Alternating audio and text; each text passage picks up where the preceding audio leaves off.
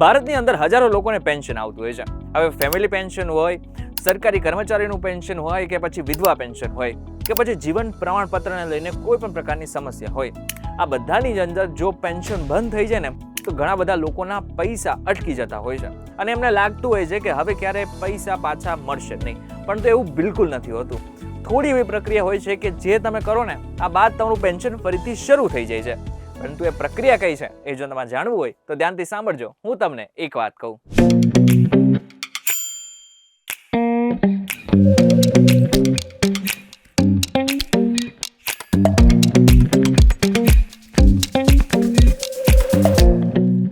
એક વખત આપનું સ્વાગત છે ને હું છું આપનો દોસ્ત કરણ ચરોતરા.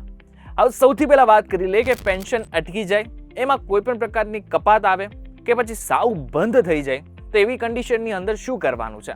સૌથી પહેલા તમારે જે પણ પ્રકારની બેંક હોય એનો સીધો સંપર્ક કરવાનો છે.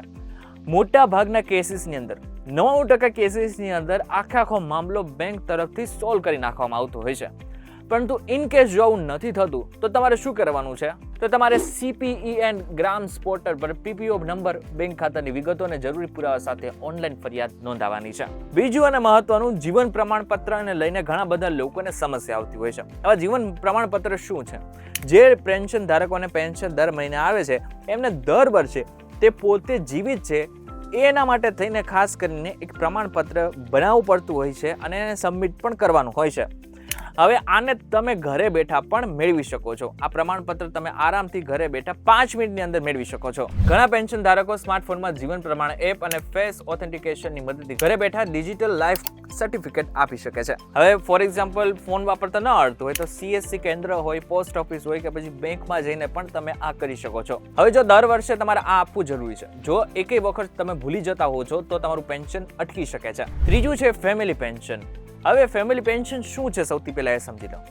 જે પણ પેન્શન ધારક છે એમના ફેમિલી મેમ્બરને, ખાસ કરીને એમની જે પત્ની છે એમને પણ પેન્શન એમના મર્યા બાદ મળતું હોય છે. હવે ફોર એક્ઝામ્પલ પેન્શન ધારક મૃત્યુ પામે છે, આ બાદ એમની પત્નીને જો પેન્શન મેળવવું હોય તો ખાસ કરીને એના માટે થઈને એને અમુક પ્રોસેસ કરવાની હોય છે. જો પેન્શનરનું અવસાન થાય છે તો તમારે મૃત્યુ પ્રમાણપત્ર, લગ્ન પ્રમાણપત્ર, આધાર કાર્ડ, પેન કાર્ડ, નવી બેંક ખાતાની વિગતો, PPO નંબર અને નોમિનેશનની વિગતો જમા કરાવવી પડે છે. હવે જે ખાતાની અંદર પેન્શન આવતું હોય એટલે કે પેન્શન જે એકાઉન્ટ છે એની અંદર જોઈન્ટ એકાઉન્ટ હોય ને તો પણ એવું જરૂરી બિલકુલ નથી કે તમને પેન્શન મળશે. એના માટે થઈને ખાસ કરીને તમારે બધી જ વિગતો સબમિટ ફરીથી કરાવવી જ પડશે. એની અંદર મૃત્યુનું જે પ્રમાણપત્ર છે એ સૌથી મોટો ભાગ ભજવશે. જો પ્રક્રિયામાં વિલંબ થાય તો સંબંધિત પેન્શન વિભાગ, બેંક અથવા CPEN ગ્રામ્સ પર ફરિયાદ કરી શકો છો. માર્ગદર્શન માટે એલ્ડર હેલ્પલાઇન નંબર 14567 નો ઉપયોગ કરી શકો છો. ત્રીજું છે NPS, UPS અને NPI માં કોઈ પણ પ્રકારની તકલીફ આવતી હોય. હવે આની અંદરથી કોઈ પણ વ્યક્તિને જો પેન્શન મળતું બંધ થઈ જાય છે અથવા તો અટકી જાય છે ને તો એ લોકો પણ ખાસ કરીને અલગ જગ્યા પર ફરિયાદ કરી શકે છે. તે બધા જ લોકો PFRDA નો સંપર્ક કરી શકે છે. તમે PFRDA ની વેબસાઇટ ઉપર AI પેન્શન અસિસ્ટન્ટનો ઉપયોગ પણ કરી શકો છો. સાથે જ ટોલ ફ્રી હેલ્પલાઇન નંબર ઉપર પણ સંપર્ક કરી શકો છો. હવે સૌથી મહત્વનું, જે મહિલાઓને વિધવા પેન્શન આવે છે એ અચાનક બંધ થઈ જાય તો શું કરવાનું છે? જો અચાનક પેન્શન બંધ થઈ જાય તો સૌ પ્રથમ તમારા ગામના તલાટી, જનસેવા કેન્દ્ર અથવા મામલતદારને મળીને જાણ કરવાની છે અને કારણ જાણવાનું છે.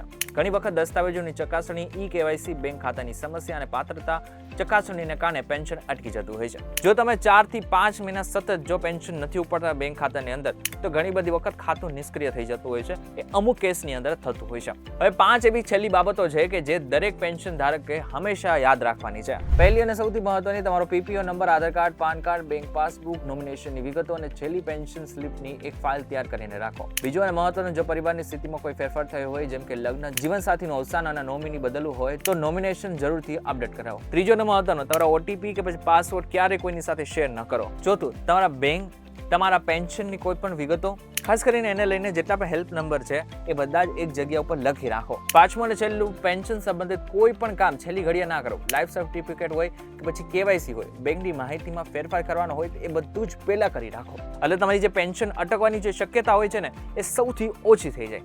ત્યારે આજના વિડીયોમાં તમે જાણી લીધું છે કે પેન્શન જો અટકે, બંધ થાય કે પછી એની અંદર કોઈ પણ પ્રકારની પ્રોબ્લેમ આવે તો તમારે શું કરવાનું છે, ક્યાં ફરિયાદ કરવાની છે. અમારા વિડીયો પસંદ આવે તો વિડીયોને તમારા મિત્રો સાથે શેર કરી નાખજો, એલ્ડર લોકો સાથે શેર કરી નાખજો, એવા લોકો સાથે શેર કરી નાખજો કે જેમને પેન્શન અટકી ગયું હોય એ બધા જ લોકો માટે અમારો આજનો વિડીયો ખૂબ જ ખાસ છે. આ વિડીયો પસંદ આવે તો વિડીયોને લાઈક અને શેર જરૂરથી કરજો. તો આ જ ઇન્ફોર્મેટિવ વિડીયોઝ માટે વીટીવી ડિજિટલ સાથે જોડાયેલા રહેજો.